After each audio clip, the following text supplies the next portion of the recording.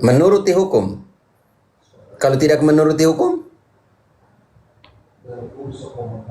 Mati, Romo. mati. Makanya Usa tahu bahwa tidak boleh menyentuh tabut perjanjian. Dan dia menyentuh, walaupun motivasinya untuk supaya jangan jatuh kena di tanah kan. Iya, betul, Romo. Tetapi aspek hukum ini yang ditekankan oleh orang Yahudi. Berat ya. Makanya lebih baik jadi orang Kristen ya. Menurut hukum Yahudi, sekte Nazaret atau Jalan Baru itu harus dihukum mati. Karena apa? Karena itu Saulus minta surat izin untuk melakukan persekusi pada kekristenan kan? Begitu. Yang dijelaskan di bab 89 Kisah dan juga bab 22. Bagaimana dia melakukan persekusi pada kekristenan ekstrimnya sebagai di dalam Yudaisme. Hukum menentang Yahweh ya sudah, harus diberantas, harus dipersekusi.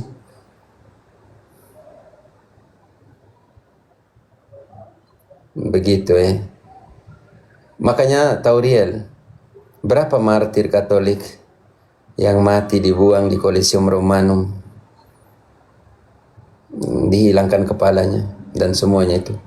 Dan dari 12 rasul hanya Yohanes yang mati normal, yang lain harus memeteraikan pewartaan mereka dengan darahnya sendiri. Makanya kalau mau bandingkan dengan Protestantisme, berapa sih martir Protestantisme untuk membela ajaran yang satu yang sama dari Yesus? Ya, faktor saya banyak, Romo, untuk mengimani iman Katolik itu banyak banget. Salah satunya ya tidak, kalau di Protestan tidak menghargai jasa para rasul, Romo. Dan lainnya banyak sekali, yaitu banyak sekali, karena ada salah satu pendeta yang pernah berdiskusi dengan Romo. Dia mengatakan bahwa apa gunanya membaca atau mencomot-comot ayat, yang penting kan hidup sekarang dan ke depannya. Itu yang saya kurang setuju, karena betul memang penting hidup sekarang dan ke depannya, tapi jasa-jasa para martir itu seperti tidak dihargai gitu. Harus dihargai karena Santo Paulus juga ngomong seperti itu dalam 2 Timotius 3 ayat 14 kan. Ingatlah siapa yang mengajarkan kebenaran itu kepadamu. Ingatlah selalu mereka yang telah mengajarkan kebenaran itu kepadamu. Coba engkau sandingkan 2 Timotius 3 ayat 14.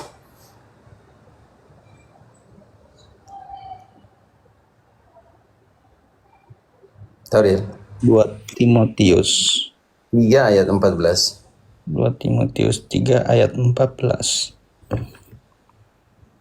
Tetapi hendaklah engkau tetap berpegang pada kebenaran yang telah engkau terima, dan engkau yakini dengan selalu mengingat orang yang telah mengajarkannya kepadamu.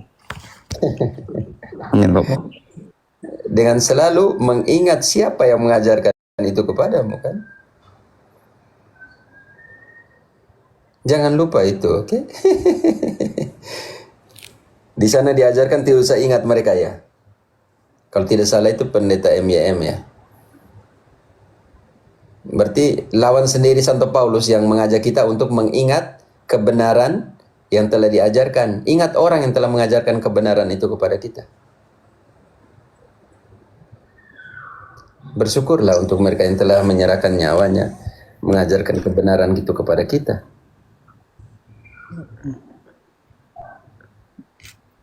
Ya, Romo. Yo. Jadi Masih ada posisi, Tauriel? ya, posisi sekarang saya masih belajar dari luar dan belajar dari teman-teman untuk belajar doa di iman Katolik, Romo. Kayak belajar doa rosario, novena dan lain-lain. Ya, baguslah. Maksudnya itulah hal-hal, mulai dari hal-hal kecil seperti itu. Setia dari hal-hal kecil. Santo Lukas bilang juga dalam Injilnya itu, kita harus mulai setia dari hal-hal kecil. Lukas 16, 10, 11, engkau baca itu. Setialah dari hal-hal yang kecil.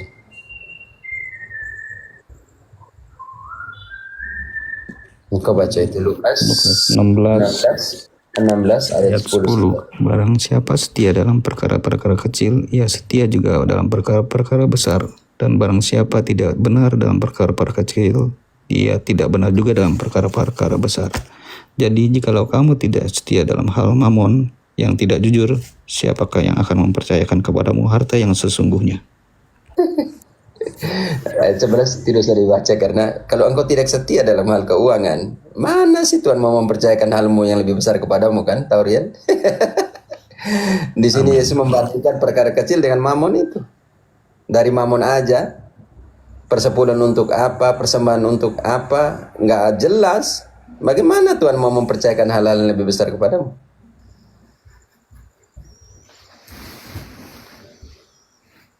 Setialah kepada hal-hal yang kecil.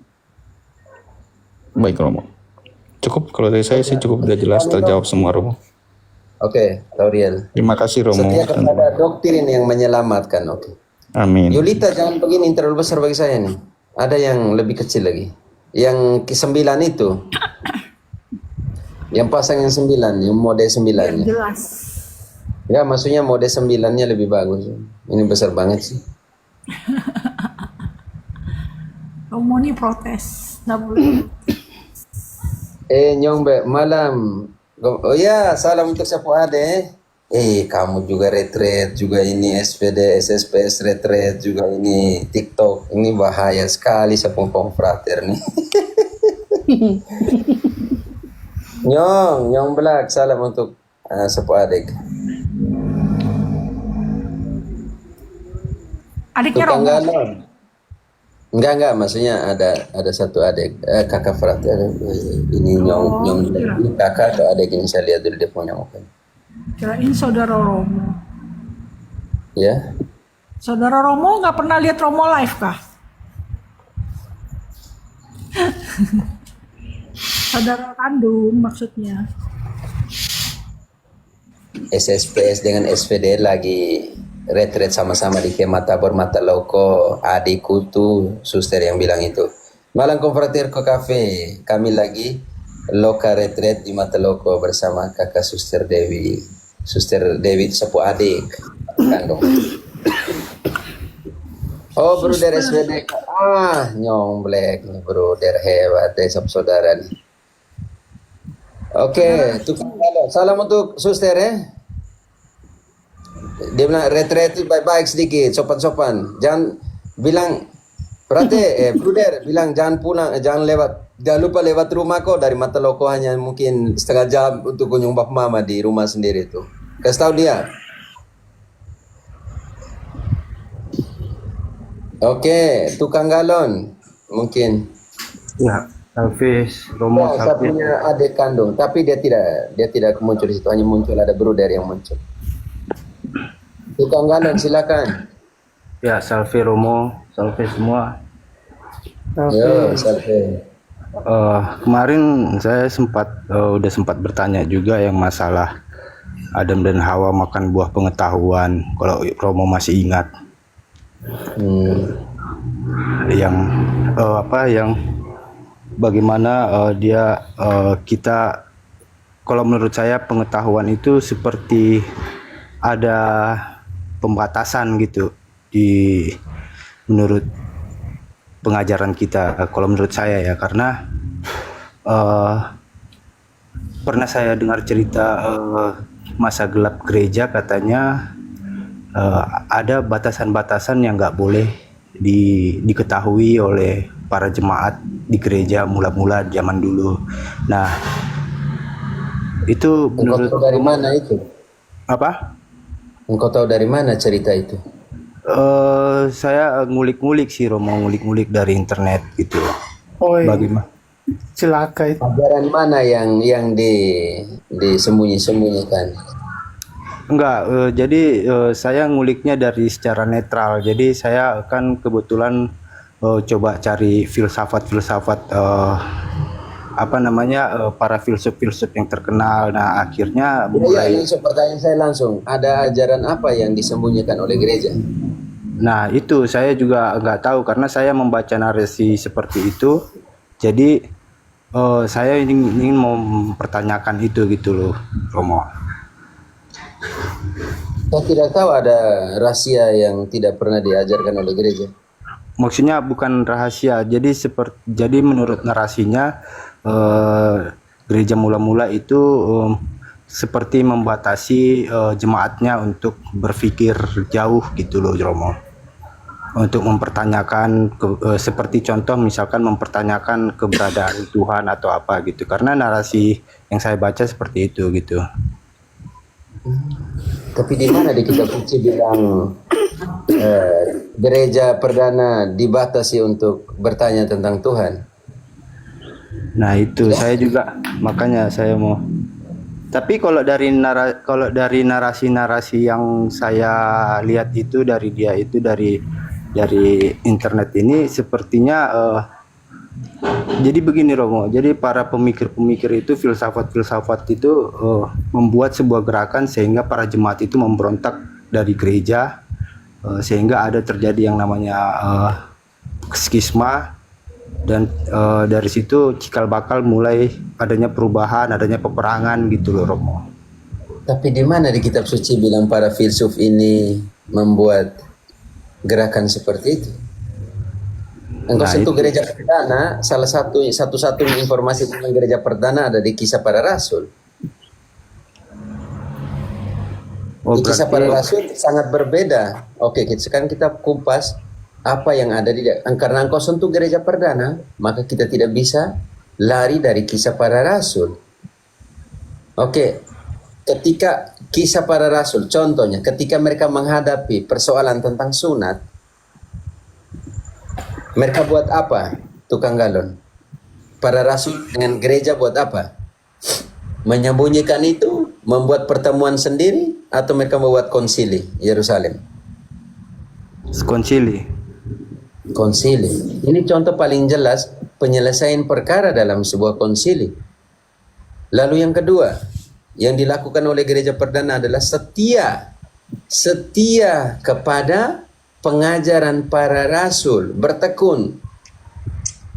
Di dalam Kisah 2 ayat 42 dikatakan, gereja bertekun di dalam pengajaran para rasul, di dalam persekutuan dan pemecahan roti.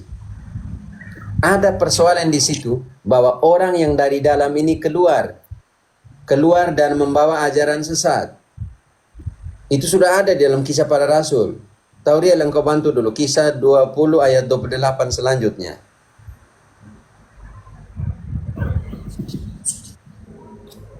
Atau Yuli, tolong bantu dulu.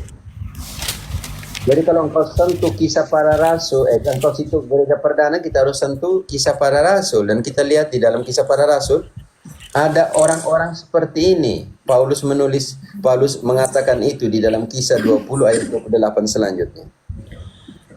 Sambil berteriak, "Hai orang-orang Israel, tolong! Inilah orang yang di mana-mana mengajar semua orang untuk menentang bangsa kita dan menentang hukum Taurat. Dan tempat ini, sekarang ia membawa orang-orang Yunani pula ke dalam bait Allah dan menajiskan tempat suci ini." Bayangkan, di situ ada orang-orang Yahudi mulai provokasi supaya menentang Paulus. Provokasi mati-matian di situ kan? Kalau kita analisa, ada orang yang seperti itu di dalam sejarah perjalanan gereja. Ada orang yang mulai iri hati, ada orang yang mulai jengkel dan mengatakan ini orang ini, bayangkan. Sekarang dia pergi ke orang Yunani, dia omong yang sama seperti ini. Jadi saya tidak mengerti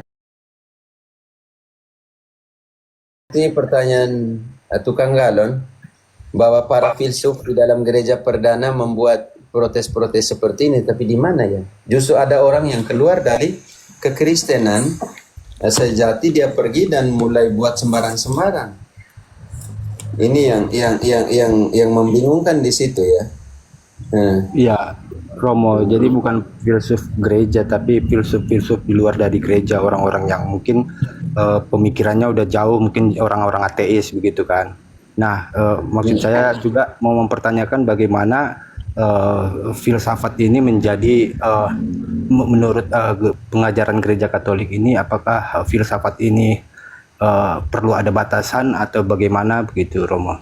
Justru filsafat dalam konsep gereja adalah pelayannya teologi. Filsafat membantu kita untuk membuka wawasan kita. Karena apa?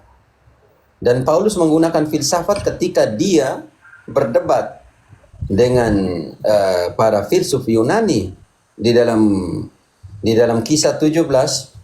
Yulita, tadi engkau bukan baca Kisah 20 ayat 28, engkau baca Kisah bab berapa tadi? Tadi, oh sorry, maaf, 2228 ya? 2128. 20, 28. Baca dulu itu. 2028. Uskup harus berhati-hati dengan orang-orang yang ajarkan aneh-aneh. Bab 20 ayat 28 selanjutnya sampai 32. Jagalah dirimu dan jagalah seluruh kawanan, karena kamulah yang ditetapkan Roh Kudus menjadi pengawas untuk menggembalakan gereja Allah. Uskup diterjemahkan ke Indonesia sebagai pengawas. Oh. Jagalah dirimu dan jagalah seluruh kawanan, karena kamulah yang ditetapkan Roh Kudus sebagai uskup untuk menggembalakan gereja Allah yang diperolehnya dengan darahnya sendiri. Aku tahu bahwa sesudah aku pergi, serigala-serigala yang ganas akan masuk ke tengah-tengah kamu dan tidak akan menyayangkan kawanan itu. Bahkan dari antara kamu sendiri akan muncul beberapa orang yang dengan ajaran palsu berusaha menarik murid-murid supaya mengikuti mereka. Sebab itu berjaga-jagalah dan ingatlah bahwa selama 3 tahun, siang malam, aku tanpa henti-hentinya menasihati kamu, masing-masing dengan mencucurkan air mata. Sekarang, aku menyerahkan kamu kepada Allah dan kepada firman anugerahnya yang kuasa membangun kamu dan menganugerahkan kepada kamu warisan yang ditentukan bagi semua orang yang telah dikuduskannya. Sudah, galon. Persoalan bukan orang yang ada di luar, persoalan orang yang di dalam, keluar dari kamu sendiri dan mengajarkan ajaran sesat. Arianisme keluar dari mana? Monofitisme keluar dari mana? Keluar dari gereja Katolik dan mengajarkan hal-hal yang tidak diajarkan oleh para rasul. Itu yang pertama. Karena itu uskup, engkau harus hati-hati, engkau harus tahu mengembalakan, menjaga kawanan domba, menjaga gereja. Lalu pertanyaanmu, apakah para rasul tidak menggunakan filsafat? Kalau seandainya filsafat itu diperlukan, di sini loh, ketika Paulus berhadapan dengan orang Yunani, dengan para filsuf Yunani, di dalam Kisah 17 ayat 18, mulai dari situ baca. Kisah 17. Kisah 17 ayat 18 ya. Mulai dari 18. Juga beberapa filsuf dari golongan Epikuros dan dari golongan Stoa berdebat dengan dia, dan ada yang berkata, apa yang hendak dikatakan si pemual ini? Tahan dulu. Galon. Ketika engkau berdebat dengan para filsuf, engkau harus menggunakan metode apa? Oh, Ketika engkau berdebat dengan para filsuf dari golongan Epikuros, golongan paling tinggi di dalam filsafat, para filsuf Yunani, engkau datang dengan begini saja kan? iya benar, nggak mungkin lah Romo. Makanya Paulus menggunakan filsafat nanti atau tidak? Lanjut.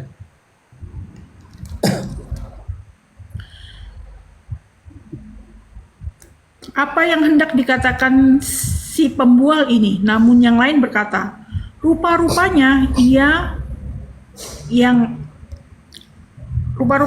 pemberita ajaran ilah-ilah asing, sebab ia memberitakan Injil tentang Yesus dan kebangkitan. Lalu mereka membawa menghadap sidang Areopagus dan berkata, bolehkah kami tahu ajaran baru mana yang kau ajarkan ini? Sebab engkau memperdengarkan kepada kami hal-hal yang asing, karena itu kami ingin tahu apa artinya semua itu. Adapun semua orang Athena dan orang asing yang tinggal di situ tidak mempunyai waktu untuk sesuatu selama mempunyai apa ini? Bagaimana? Gini Adapun semua nasi orang tidak punya waktu Adapun untuk yang semua- lain selain begitu. selain untuk mengatakan atau mendengarkan sesuatu yang baru. Paulus berdiri di hadapan sidang Areopagus dan berkata, "Hai orang-orang Athena, aku lihat bahwa dalam segala hal kamu sangat beribadah kepada ilah-ilah. Sebab ketika aku berjalan-jalan di kotamu dan melihat-lihat barang-barang pujaanmu, aku menjumpai juga sebuah mesbah dengan tulisan kepada Allah yang tidak dikenal. Langsung Apa ke yang kamu 28. sembah?" Yulita langsung ke 28. 28. Sebab di dalam Dia kita hidup, kita bergerak, kita ada, kita seperti yang telah juga dikatakan oleh pujangga-pujanggamu. Sebab kita ini keturunannya juga. Cukup, Yulita. Di dalam Dia kita bergerak, kita hidup, kita ada, seperti yang dikatakan oleh para filsufmu. Artinya Paulus mengenal filsafat Yunani, tukang galon. Iya. Di mana di sini dikatakan bahwa gereja membatasi filsafat untuk menjelaskan tentang Allah. Di narasinya itu dia mengatakan bahwa jemaatnya yang dibatasin ya sepertinya, bukan para itunya, bukan para apologet Di atau mana rasul. di dalam kitab suci, maka pertanyaan saya, di mana di dalam kitab suci jemaat dibatasi? Tidak ada sih kalau di kitab suci.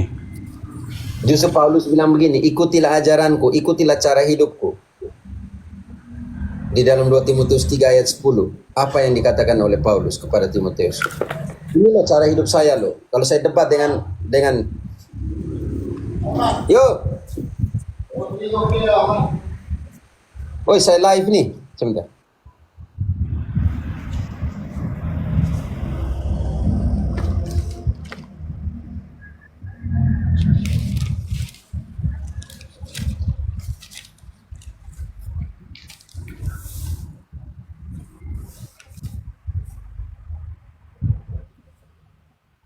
Kan framingannya orang di luar Katolik juga bilang kan bahwa Katolik tidak memperbolehkan umat untuk membaca Alkitab. Kalau nggak ada protes, pemberontakan, reformasi, umat sampai sekarang nggak pegang Alkitab. Kan seperti itu juga framingannya orang di luar Katolik. Padahal kata Romo mesin cetak baru ada di tahun 1800. Oke. Kita kembali. Bagaimana Paulus menghidupi itu debat dan semua, dan dia bilang Timotius, engkau ikuti apa? Cara hidupku. Dia debat, dia masuk debat, dia cara hidupku seperti itu, omong tentang kebenaran. Dia pergi ya, kamu ikut juga kah kalau gitu? Apa yang dikatakan Paulus kepada Timotius, 2 Timotius 3 ayat 10. Ada 7 hal yang harus kita ikuti dari Paulus. Engkau telah mengikuti ajaranku, cara hidupku, tujuanku, imanku, kesabaranku, kasihku, dan ketekunanku. Apa yang diajarkan oleh Paulus? Apa yang dihidupi oleh Paulus? Dia pergi ke sana, ada para filsuf, dia mau debat-debat ya. Diskusi-diskusi. Menggunakan teknik filsafat. Di mana di dalam kitab suci mengatakan umat tidak boleh berpikir.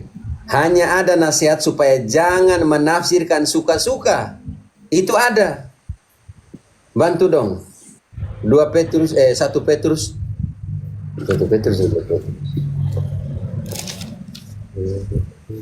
Coba 2 Petrus 3 ayat 15. 2 Petrus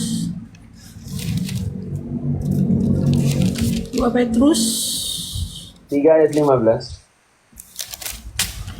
ayat 15. Sebentar.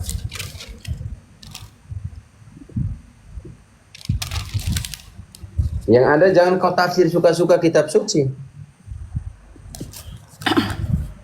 Anggaplah kesabaran Tuhan kita sebagai kesempatan bagimu untuk beroleh keselamatan, seperti yang telah dituliskan kepada kamu oleh Paulus, saudara kita yang terkasih, sesuai dengan hikmat yang dikaruniakan kepadanya. Lanjut.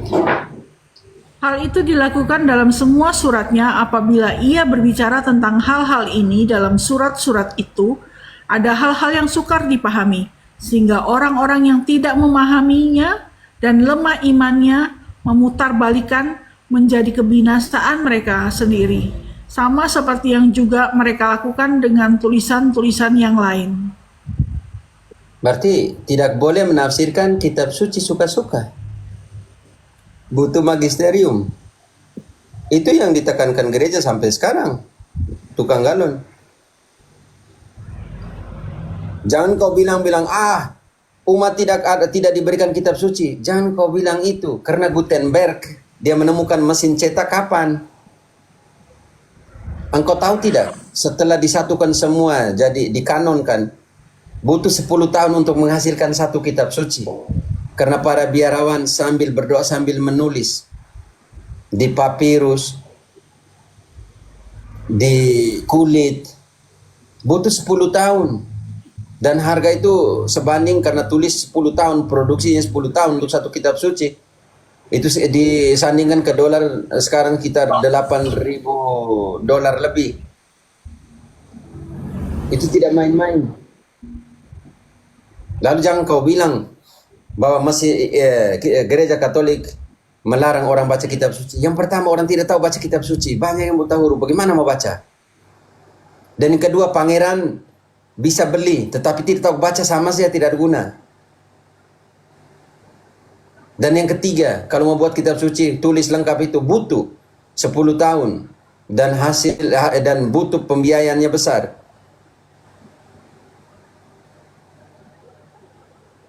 Jadi ketika Gutenberg Katolik yang menemukan mesin cetak, yang dia cetak pertama adalah kitab suci. Ya, ketika Luther muncul protesnya, ya pada saat itu mesin cetak ada, makanya dia print semua dan bagi kepada umat-umat, ya seolah-olah dia yang mengembalikan kitab suci kepada jemaat. Ternyata dia menggunakan situasi sosial pada saat itu ditemukannya mesin cetak. Jadi tukang galon tidak ada bilang gereja memaksakan tidak boleh berpikir. Yang ada hanya jangan kau tafsir suka-suka. Nanti engkau mendatangkan kebinasan untuk dirimu.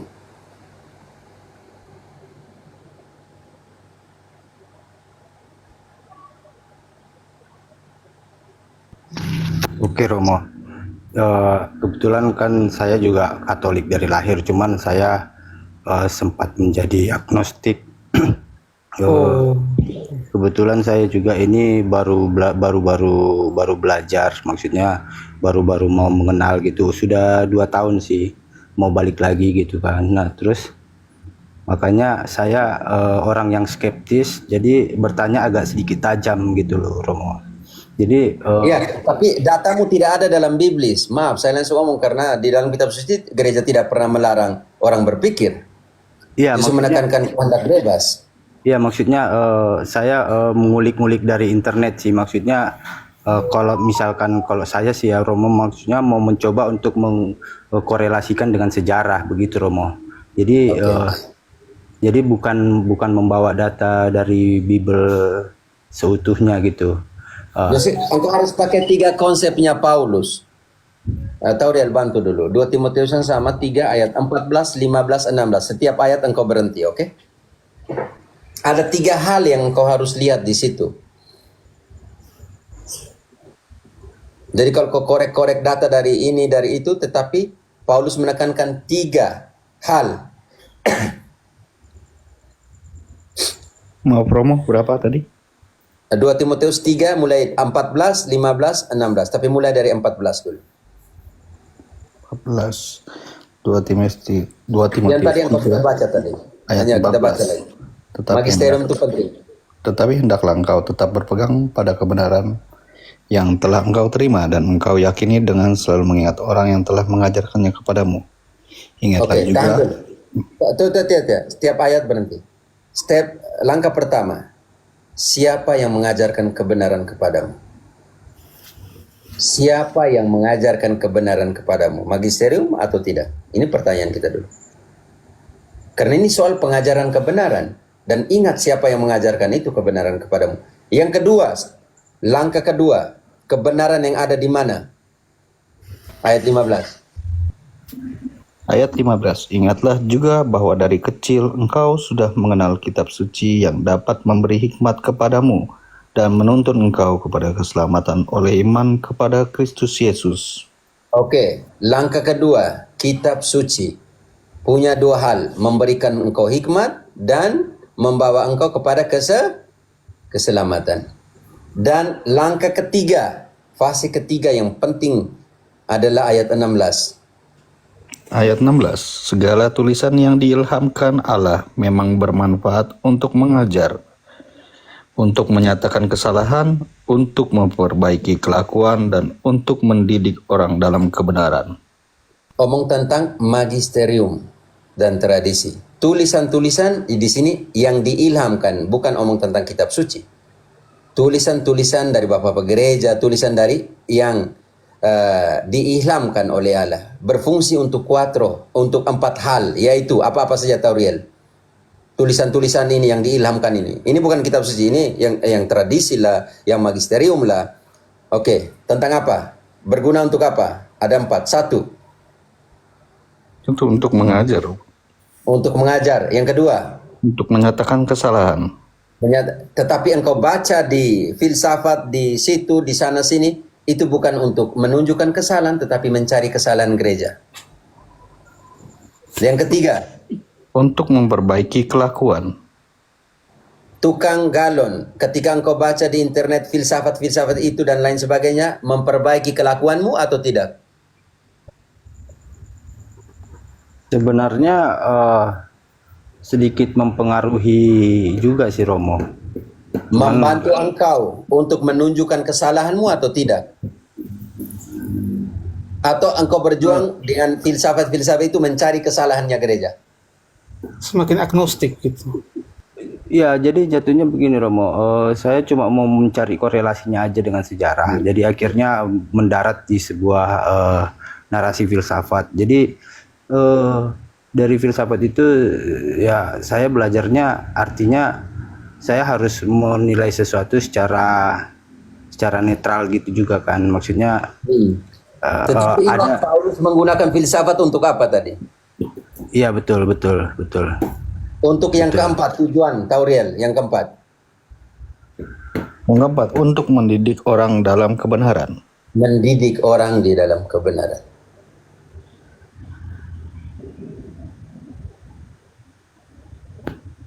Begitu, silakan tukang galon. Jadi ada 3 hal. Siapa yang mengajarkan engkau? Otoritas yang mengajarkan engkau kebenaran, kitab suci, dan tradisi magisterium. Tulisan-tulisan yang diilhami. Pertanyaan saya, tulisan-tulisan yang mencari kesalahan gereja, kesalahan gereja, itu dia diilhami atau tidak? Iya Hai, tidakkah? apa maksudnya setiap itu kan rasul-rasul itu kan pasti diilhami begitu. Romo. Tidak, tulisan yang kau cari tadi yang di internet. Oh dan tidak sebagainya. tidak itu kan Yang kau harus pikir ini diilhamkan atau tidak diilhamkan. Kalau hanya cari kesalahan ini. iya memang betul maksudnya memang betul. Cuman apa namanya saya kan nggak mau cuma sekedar seperti jemaat-jemaat yang lain yang dari lahir Katolik udah gitu tanpa berpikir kritis gitu kan. Saya kan mencoba untuk Kau sudah berbeda nih, tukang galon. Kau kena tangkap ini. Kau jangan terlalu Ini kan Katolik yang belajar di sini. kau Katolik yang mana dulu, bahaya kau mulai enggak maksudnya begini. jangan sosokan kau. Maksudnya begini ya, saya juga Katolik dari lahir. Maksudnya begini loh Pak. Saya nggak mau seperti saya yang Katolik dulu gitu. mana kau kasih stempel itu? Kau Saya nggak belum mau punya seperti data tentang Katolik yang kau kasih stempel, kau mulai berani Iya, ngomong. prasangka duluan. Dia prasangka enggak, duluan. maksudnya karena saya dulu Itu mengalami nggak Pak. rasional loh. Efek belajar dari Google yang tidak ada sumber yang jelas itu seperti itu. Bukan Itu belajar. berbahaya. Kau sudah kena tangkap telak ini. Kau sendiri sudah dengan cara menyebut jemaat kau sudah kena Google tangkap. itu apakah diilhami oleh Roh Kudus yang tadi ditanya itu loh? Bukan begini, saya coba jelasin dulu ya. Saya coba Jangan jelasin. ngeles, pastikan Saya- dulu. Saya Pastikan ini, dulu. saya ini sebenarnya kan tadi saya udah bilang, saya kan membaca narasi-narasi dari internet. Tidak, Jadi ada pada makanya diri saya di, kau kasih makanya stempel. Kau banyak berbicara, kau sudah semakin banyak diketahui oleh partner. Teman-teman biar dia omong dulu supaya kita- makanya saya bertanya ke sini. Kalau saya menyimpulkan bahwa narasi itu benar, kan nggak mungkin saya bertanya ke sini. Saya naik ke sini kan cuma mau mempertanyakan apakah narasi itu benar, begitu loh. Bukan Oke, saya. makanya ya tukang galon saya mengerti. Makanya tadi kita pakai dinamikanya Paulus. Yang pertama, otoritas yang mengajarkan kebenaran itu. Maka dengan begini engkau tidak cari yang aneh-aneh karena engkau harus pergi ke otoritas yang mengajarkan kebenaran itu. Yang kedua, Ya. engkau harus pergi ke kitab suci. Dan yang ketiga, engkau harus pergi ke tulisan-tulis yang diilhami. Yang punya 4 fungsi itu. Tetapi ketika kita dengan kebebasan kita yang bilang terlalu kritis, kita mencari tulisan-tulisan yang kita tidak tahu juga ini diilham dan tidak diilhami, ini jadi persoalan. Ya betul, maksudnya ya jadi artinya Tetapi kan saya tetapi engkau pengalaman pribadimu, engkau jangan mengkomparasikan dengan seperti jemaat-jemaat yang lain. Kita kan tidak tahu bahwa Pancrazio, John, Evolution, Katolik, mereka belajar dari kecil kan kita tidak tahu. Tapi jangan menggeneralisasi seolah Iya, gereja betul. jemaat Katolik tidak belajar. Ini yang hati-hati. iya betul, maksudnya yang saya lihat sih, yang saya lihat ya termasuk saya sendiri gitu, termasuk adik-adik saya juga kadang mereka nggak cuman sekedar lahir dari Katolik, cuman udah gitu, nggak benar-benar mengimani, begitu loh Pak Romo. Bukan soal mengimani, pengetahuan tentang iman. Pengetahuan ya, maksud saya pengetahuannya terlalu minim gitu. Nah itu maksud saya tadi. Lalu setelah engkau dapat pengetahuan yang baik tentang iman Katolik, apa yang kau bisa buat untuk adik-adikmu? Ya maksud saya sih, saya sebelum Tapi jangan suruh mereka pi baca Google seperti engkau. enggak. Oke. Nanti rusak juga nanti. Enggak, jadi gini loh Romo, maksudnya saya enggak mencari di pengajaran tentang Katolik itu di internet. Saya cuma mengkomparasikan saja Romo, begitu. Maksudnya mencari korelasinya sejarah dari sejarah kan, karena kan Tukang galon, iya saya mengerti itu. Tetapi Paulus bilang ada 3 sumber. Orang yang mengajarkan kebenaran, kitab suci, dan tulisan-tulisan yang diilhami. Itu yang harus kau cari. ya siap Romo. Itu yang harus kau cari. Saya sudah tekankan ketiga kali ini seperti Paulus menekankan kepada Timotius. Itu yang kau cari. Siapa yang ajarkan kebenaran tentang engkau, kebenaran iman, kitab suci sejak kecil. Ini loh Paulus bilang, sejak kecil engkau tahu mengenal kitab suci. Engkau baca kitab suci sejak kapan galon? Baru 2 tahunan ini loh Romo. Makanya gitu. Makanya jangan bilang Katolik yang lain tidak tahu apa-apa macam begitu. Mungkin engkau sendiri waktu menjadi dari Katolik, engkau tidak mau baca kitab suci dari kecil. Ya maksudnya seperti yang saya rasakan dan yang saya lihat lah gitulah Romo, maksudnya itu. Begitu. Dan yang ketiga, tulisan-tulisan diilhami. Engkau harus bisa membuat pembedaan roh, discernment. Ini tulisan diilhami atau tidak? Ini tulisan membantu saya untuk berkembang dalam iman atau tidak? Atau tulisan-tulisan ini bisa membuat saya melihat kesalahan saya, atau tulisan-tulisan ini hanya sekedar mencari kesalahan gereja di mana? Nah itu makanya saya tanya ke sini kan, artinya saya nggak ada maksud apa-apa, saya hanya mencoba untuk bertanya secara tajam aja ya. Emang kalau saya sih nggak ada masalah kalau bertanya sama Romo kan, justru sama Romo. Iya, tidak masalah galon. Tetapi sebenarnya tajamnya kepada dirimu sendiri. Engkau harus bertanya, ini tulisan ini membantu saya atau tidak membantu saya? Engkau pertanyaan pertama harus kepada engkau, bukan kepada saya. Iya, karena soalnya saya juga belum terlalu paham Romo, makanya saya langsung tanya ke Romo aja gitu. Jadi Ya dari sini kan saya udah paham nih apa tulisan-tulisan itu sebenarnya harus di cross check lagi kan, maksudnya jangan langsung dianggap bahwa itu sejarah gitu kan, bahwa itu benar gitu. Tidak, ya, dengan saya mengerti hanya karena reaksi dari Pankras, Om John, Evolution tadi ketika engkau mengatakan tidak seperti jemaat-jemaat Katolik yang lain. Ini yang langsung generalisasi, kok kami juga belajar dari kecil, maksudnya begitu. Jadi hanya karena pengalaman pribadi, engkau tidak bisa menempelnya sebagai generalisasi untuk Katolik yang lain, oke? Iya, ya. Maksudnya yang saya lihat aja, yang saya lihat, yang saya kenal, yang saya ketahui gitu loh. Itu maksudnya. Oke. Yo. Jadi engkau harus membuat pembedaan. Oh, ini buku-buku yang membuat saya berkembang atau membawa saya kepada gnostik ekstrim. Dan Paulus bilang begini, yang menghendaki semua orang selamat dan sampai kepada pengetahuan akan keselamatan. Sampai kepada pengetahuan akan kebenaran dalam 1 Timotius 2 ayat 4. Yang menghendaki semua orang selamat dan sampai kepada pengetahuan akan kebenaran. Pertanyaan saya, tukang galon, dengan cara seperti apa engkau bisa sampai kepada pengetahuan akan kebenaran? Paulus sudah menawarkan 3 hal. Bergurulah kepada mereka yang mengajarkan kebenaran. Dan yang kedua, jangan kau hindari dirimu, jauhkan dirimu dari kitab suci. Dan yang ketiga, tradisi. Semua tulisan-tulisan yang diilhamkan oleh Allah berguna untuk 4 hal. Ya, ini lagi berproses, Romo. Oh, carilah di situ. Tapi engkau masih pakai Google, engkau masih pakai AI dan semua, nanti bagaimana yang kau tahu itu benar? Enggak, itu kemarin cuma mencari sejarah aja, Romo, bukan mau mencari pembelajaran Alkitab, bukan. Mencari sejarah aja. Cuman kan yang terakhir, engkau harus membedakan antara pencarian pembenaran dengan pencarian kebenaran. Oke? Iya, betul. Saya tambah satu, Romo, untuk saudaraku tukang galon itu. Tukang galon. Ada beberapa kebiasaan Katolik yang bisa menaikkan kapasitas dirimu sehingga menjadi orang Katolik yang baik. Yang pertama itu selalu misa hari Minggu, membaca kitab suci, melaksanakan ibadat harian.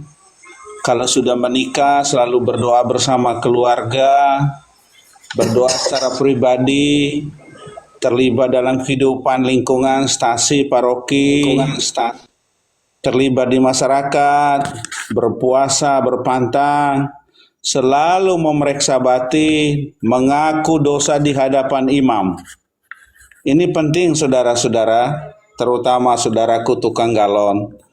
Sehingga dari situlah kapasitas iman kita, iman kekatolikan itu bisa menjadi berkualitas.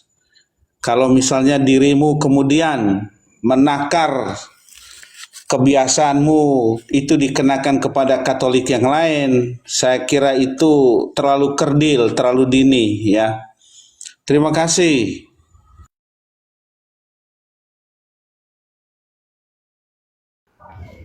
Iya. Saya izin sedikit boleh, maksudnya saya bukan bermaksud menginterogasi tukang galon ini. Saya minta izin Paman Taurel dengan rasa hormat. Tukang galon, agnostik itu di usia berapa menjadi agnostik itu? Dari pokoknya mulanya saya nggak terlalu, pokoknya dari kecil itu udah jarang bergereja memang, cuman terakhir itu terakhir itu mengenal. Tukang galon paham agnostik itu, paham artinya itu? Ya artinya saya itu dulu orangnya nggak peduli mau Tuhan itu ada atau enggak gitu loh. Jadi tukang galon menyadari ini di usia berapa? Dulu 2016 itu berarti tukang galon sudah dewasa itu? Iya, Dulunya Katolik? Aslinya Katolik memang, cuman ya itu agnostik di tahun 2016? enggak, terakhir Bukan agnostik kali, itu ateis. Kalau ateis itu nggak Siap, mengenal siap. Tuhan, Saya bisa paham. nggak Artinya mau mengenal Tuhan. Kayaknya yang saya kamu ateis. simpulkan, Ateis pertanyaan itu enggak. tukang galon ini tidak ini apa? Pertanyaannya Kalian ini keliru sekali. Yang sebenarnya tidak perlu pertanyaan ini sebenarnya tidak harus ada pertanyaan ini. Enggak, maksudnya begini loh, maksudnya begini, Tidak, maksudnya tidak usah dijelaskan lagi. Saya sudah paham. Biar kita lanjut ke poin berikutnya. menanyakan narasi-narasi seperti itu bagaimana gimana Pak menurut Romo itu kan saya kan melihat narasi-narasi itu berkembang liar gitu kan. Nah kan saya juga orang baru. Kau sudah anjurkan Galon, engkau pakai standarnya Paulus, cari orang yang ajar yang benar. Kitab suci, jangan jauhkan dirimu dari kitab suci, jangan jauhkan diri kan dari tradisi dan magisterium, tulisan-tulisan yang diilhami. Seperti Iya, itu. betul. Cari di Google, cari di ini dengan pengetahuan kemampuan sendiri. Siapalah yang akan mendampingi engkau di dalam pencarian itu? Ini menjadi pertanyaan besar juga. Hal yang sama kalau bagaimana saya mengerti kalau tidak ada yang menjelaskannya? Itu ketika omong tentang kitab suci, ketika sida-sida dari Ethiopia kan hal yang sama di dalam kisah 8 ya kalau nggak salah namanya. Tahu kisah 8? Enggak real apa aku? Kisah 8 ayat 28. Kisah 8 sorry bareng Romo. Ya, Kisah 8. Kisah mulai dari 8. 28. Ya, sebentar Romo. 28. Orang itu sedang dalam perjalanan pulang dan duduk dalam keretanya sambil membaca kitab Nabi Yesaya. Lanjut. Lalu 9. kata Roh kepada Filipus, pergilah ke situ dan dekatilah kereta itu. Filipus bergegas ke situ dan mendengarkan sida-sida itu sedang membaca kitab Nabi Yesaya. Kata Filipus, mengertikah Tuan apa yang Tuan baca itu? Jawabnya, bagaimana aku dapat mengerti? Galon, konsentrasi di ayat 31. Jawabnya, bagaimana aku dapat mengerti kalau tidak ada yang membimbing aku? Lalu ia meminta Filipus naik dan duduk di sampingnya. Oke, cukup. Bagaimana aku bisa mengerti kalau tidak ada yang mendampingi aku, membimbing aku? Butuh pendampingan magisterium. Kalau tidak, semua kita akan menafsirkan suka-suka. Engkau mencari ya, suka-suka, saya mencari suka-suka. Karena tidak ada yang mendampingi. Di sini kegagalan besar juga dari sola scriptura. Kitab suci adalah otoritas satu-satunya. Ternyata di sini harus ada yang mendampingi. Tauriel. Engkau seperti kan ini kontradiksi yang dibuat oleh para pendeta Protestan. Kitab suci adalah satu-satunya otoritas. Ternyata mereka menjelaskan kitab suci, artinya di dalam Protestantisme butuh magisterium, butuh otoritas yang menjelaskan. Berarti sudah bertentangan, kontradiksi dengan konsep sola scriptura. Karena itu Galon, saya tahu bahwa engkau bisa membaca. Tetapi sampai dengan sida-sida orang kaya loh, tangan kedua dari kerajaan. Bagaimana saya bisa mengerti kalau tidak ada yang mendampingi, membimbing saya? Makanya tadi Paulus menekankan kepada Timotius, ingat siapa yang mengajarkan kebenaran itu kepadamu. Supaya tetap ingat siapa yang ajarkan kebenaran itu kepadamu. Ada yang mengajarkan kebenaran kepadamu. Galon, ingat itu, oke? Satunya, ya saya mengerti, engkau tanya. Engkau, oke, saya mengintegrasikan yang ini, filsafat ini ke sejarah dan ke sejarah. Contohnya yang paling ringan. Kalau engkau tadi mau sandingkan filsafat dan hal lain kepada sejarah. Di dalam 1 Korintus 12 ayat 28 dikatakan begini, dan di dalam gerejanya Tuhan menetapkan yang pertama jadi rasul. Sekarang engkau harus membuat pembuktian historis, arkeologis, bahwa di dalam gereja yang Tuhan bangun ada rasul. Secara historis, arkeologis, membuktikan bahwa gereja ini ada rasul dengan cara seperti apa? Tukang Galon. Gimana Romo? Di dalam satu Yulita agak sandingan tutorial sandingan 1 Korintus 12 ayat ayat 28. Dan Allah telah menetapkan beberapa orang dalam jemaat, pertama sebagai rasul, Tahan kedua dulu, cukup. sebagai ya. Aurel, sebagai dan Allah menetapkan di dalam gerejanya beberapa orang pertama jadi rasul. Kan tadi kan tukang galon bilang suka mensandingkan dengan historis. Oke, sekarang pertanyaan saya. Ayat ini mengatakan bahwa di dalam gerejanya Allah menetapkan beberapa orang yang pertama jadi rasul.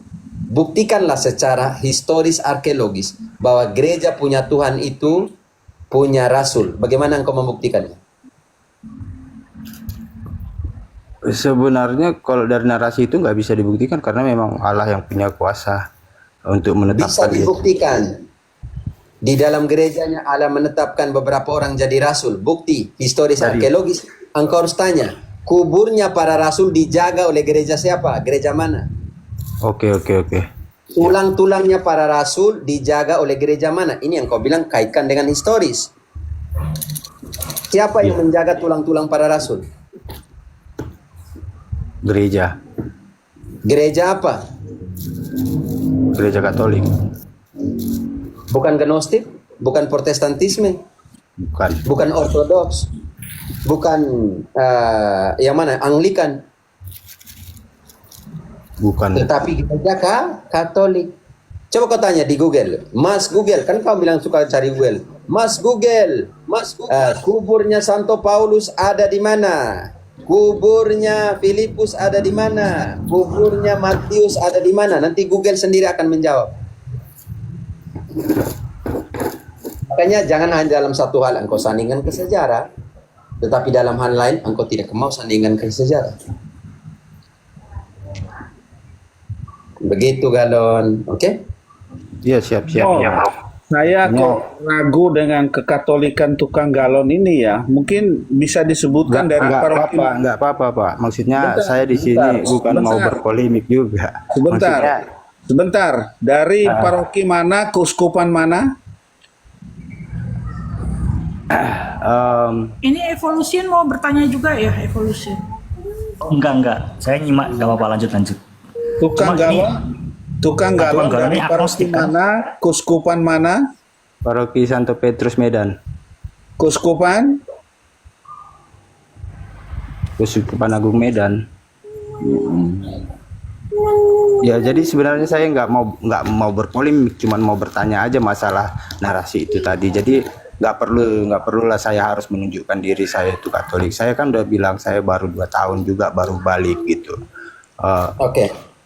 Ya, saya mengerti, makanya saya bisa memahami itu perjalanan panjang.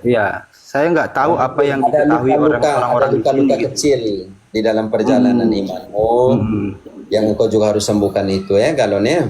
Ya betul Romo. Saya pikir ini ada sakit hatimu, ada luka batinmu yang engkau harus sembuhkan, oke? Jadi mungkin pengetahuan yang umum bagi jemaat saya belum mengetahui gitu loh. Itu. Ya, Galon, pertanyaan saya karena tadi engkau main di kata jemaat dan semua, engkau pernah masuk Protestan juga? Dulu kalau gereja itu di mana aja dulu pikirnya seperti itu Romo. Ya, karena engkau mainnya di kata jemaat, mungkin engkau dulu banyak waktumu engkau ke Protestantisme ya, cara ngomongnya kan dari analisa bahasa gitu. Iya, banyak sering juga ke gereja Protestanisme. Jadi dari Protestan engkau HKBP, engkau ke yang lain juga begitu? Iya, Gemim, dulu sempat di Manado juga kan. Di Gemim juga. Gemim, begitu. Dari HKBP ke Gemim, ke Katolik jadi? Suka jajan. Campur lah pokoknya. Itu juga setelah 2016 itu. 2016 itu kan saya udah memutuskan untuk jangan hidup seperti ini lagi gitu. Mencoba untuk mencari gitu. Jadi Gnostik juga tidak, Protestan juga tidak, Katolik juga tidak. Itu seperti itu ya kira-kira. Relativisme. Dulu Relativisme garis keras ini. Suam-suam kuku itu. Jadi setelah 2 tahun terakhir engkau mulai kembali ke gereja Katolik, maksudnya seperti itu? Iya, karena kebetulan keluarga kan Katolik, jadi ya diingatin terus sama keluarga kan ke gereja Katolik gitu. Oke. Saya bisa. orang Satu lagi mendengar mau nanya. Kebenaran dan kebenaran memerdekakan, oke? Satu lagi mau nanya Romo. Sebentar saya tanya, kalau ada yang lain mau tanya, kalau tidak Sedikit ada yang aja. lain kita ya tanya aja. Kayaknya Izin, nonem Romo. deh. Nonem sama Oh, ya, yang iya. Katolik mau nanya nggak? Saya Kalau teman mau sedikit aja. Ya. Izin Romo Sama teman-teman. dulu nih, Tauriel nonim atau Tauriel duluan ini? Atau Katolik Apostolik? Enggak, saya statement, nggak mau bertanya, cuman statement aja bahwa sharing dari tukang galon ini saya jadi teringat bahwa pertama kali saya hubungan dengan Romo Marcel itu menyarankan saya untuk belajar itu perlu ada pendamping. Jadi di sini ya pendampingnya tentu yang tepat ya, yang tepat. Nah, jadi di sini dari tukang galon ini bahwa saya baru sadar, oh ternyata kalau tidak ada pendamping yang tepat kita bisa nyasarnya jauh. Seperti itu Romo aja sih. Terima kasih. Terima kasih Paman Tauriel. Hormat. Ya, terima kasih Paman Bang Krisio. Ya, kebetulan saya lulus School by Spirit juga, sempat dulu ikut. Jadi mau belajar eksamen juga di sini sekalian gitu.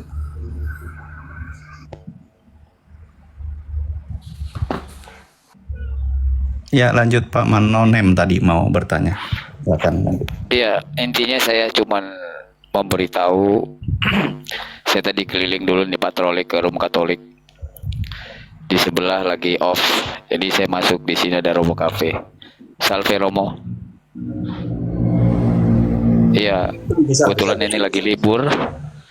Jadi gini, Paman tukang galon. Intinya mencari kebenaran itu tidak ada di tempat lain. Itu mutlak. Jadi intinya yang pertama adalah jangan mengeraskan hati. Ya, pada umumnya yang saya perhatikan di gereja bidat ya, itu mengambil jemaat itu dari dengan cara-cara untuk memberikan makan segala macam. Ya itu tidak usah menjadi itu membuat kita itu untuk hanya menjadi iman yang setengah-setengah. Kebenaran itu, misalkan Paman tukang galon, kalau mau menjadi untuk Katolik yang benar dan tidak bisa tergoyahkan, pelajarin dulu sejarahnya. Ya, akibat sejarah ini yang tidak mengerti, akibatnya terombang-ambing. Saya udah pastikan, saya di rum-rum Katolik sekalipun, adapun Protestan yang garis keras di situ yang suka ngotot, itu saya di situ. Saya sampaikan. Mereka, apakah Paman Galon mengetahui bahwa Alkitab itu sendiri disusun oleh siapa? Bapak-bapak gereja siapa? Nah, tetapi mereka tidak sadar, mereka itu berkoar-koar dan penuh dengan semangat tinggi yang berapi-api, tetapi mereka salah. Secara iman Anda benar, tetapi secara tempat Anda salah. Secara norma Anda benar. Gitu, kira-kira Paman Galon. Yang penting rendah hati aja, rendah hati menerima dan minta pendampingan dari romo-romo. Kalau memang itu benar dari hati kecilnya Paman Galon. Dan tidak perlu juga masuk Katolik harus disuruh-suruh, itu panggilan. Gitu loh, Paman Galon. Saya juga bekas gereja di Medan tuh. Saya itu di Santo Antonius.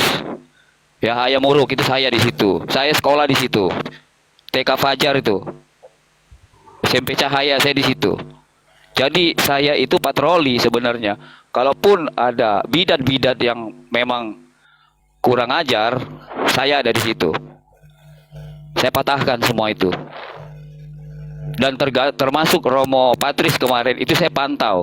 Saya udah sampaikan tidak akan mampu mereka untuk menggoyahkan Patris Alergo.